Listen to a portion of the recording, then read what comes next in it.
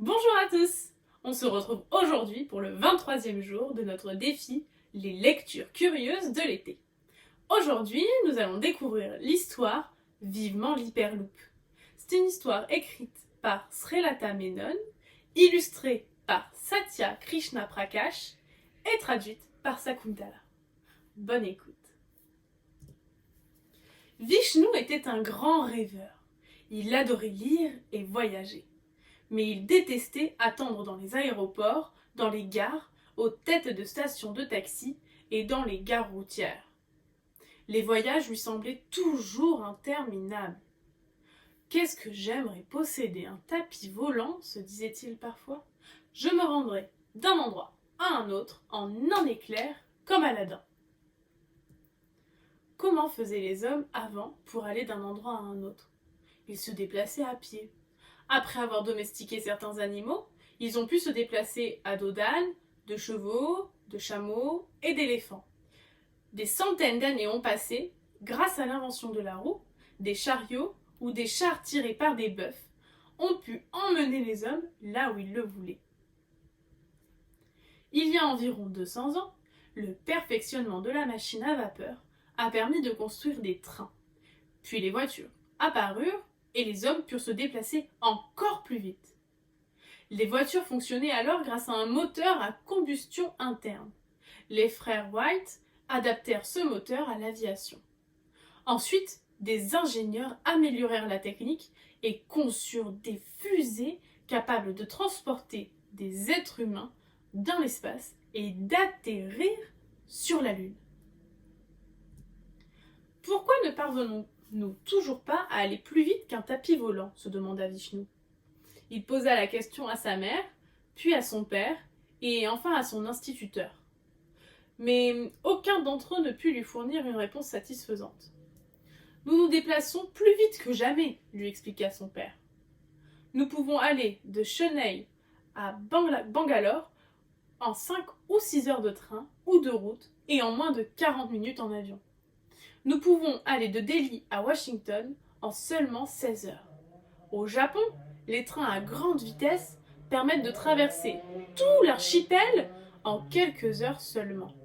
Tu voudrais te déplacer à quelle vitesse, Vishnu? Ils ne comprennent rien, se dit Vishnu.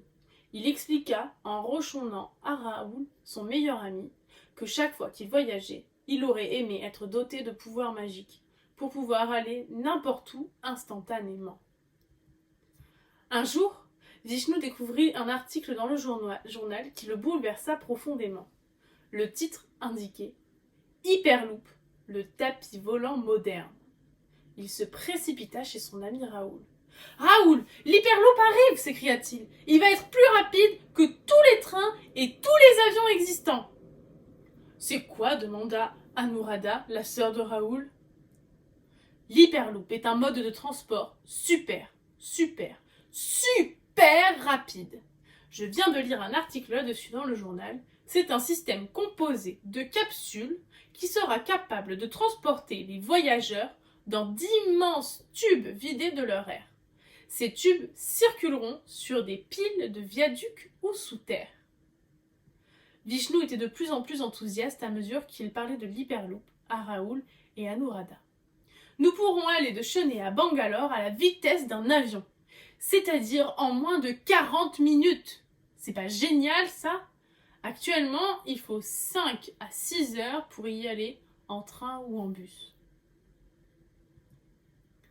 « Ce train se déplacera comment ?» interrogea Anuradha. « Ce sera sûr comme moyen de transport. Les capsules en lévitation dans les tubes fileront à des vitesses supersoniques, indiqua Vishnu. Mais il est encore trop tôt pour préciser quelles seront les conditions de sécurité. Les hyperloops seront plus rapides que les trains à grande vitesse, indiqua Raoul. Ah bon? Fit Anuradha.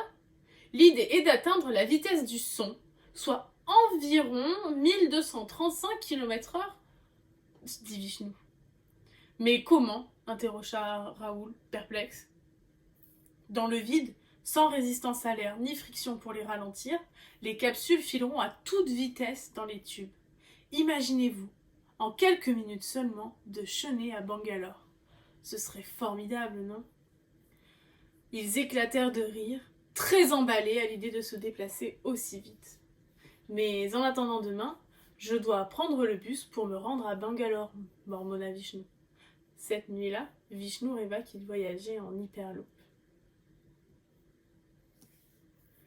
L'Hyperloop, en fait, c'est le moyen de transport de demain. Il sera prévu pour être respectueux de l'environnement. Les tubes seront dotés sur leur dessus de panneaux solaires et comme ça, ils pourront s'auto-alimenter en énergie et il n'y aura pas de pollution. Alors, est-ce que cette histoire t'a plu? En tout cas, moi, je suis comme Vishnu, j'ai très hâte qu'on puisse aller très vite, sans pollution, et où on veut dans le monde. Ce serait génial de voyager très vite et sans émettre aucune pollution. Mais je crois que c'est pas tout de suite que ça va arriver. On se retrouve demain pour une histoire, et cette fois-ci, on va plonger dans les océans. En attendant, on se retrouve sur les réseaux sociaux en tapant Le Rat Curieux ou sur notre blog pour faire plein d'activités littéraires et manuelles. À très vite!